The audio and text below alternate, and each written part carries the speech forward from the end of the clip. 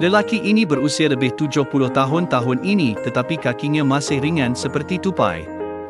Sebilangan kecil orang tahu bahawa baru sebulan yang lalu dia tidak dapat berdiri sendiri kerana masalah penuaian dan buruh yang berat menyebabkan keradangan sendi.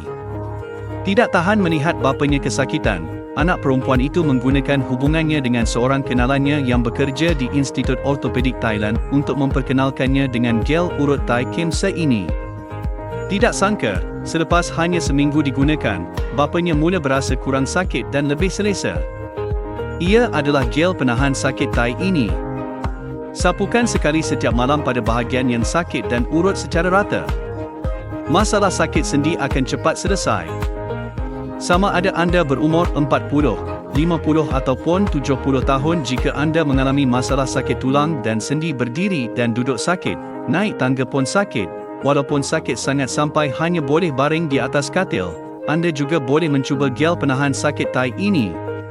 Pada mulanya saya fikir ia hanya gel penahan sakit biasa, tetapi apabila saya sapukan pada bahu, leher, belakang, kaki atau lengan, ia terasa panas seperti matahari kecil. Diekstrak daripada 10 herba berharga seperti astragalus, ginseng, angelica. Kami adalah pengeluar asal produk ini. Kini kami terus membuka program promosi, tetapi promosi hanya untuk hari ini terlepas dan anda tidak akan melihat harga sebegitu rendah lagi.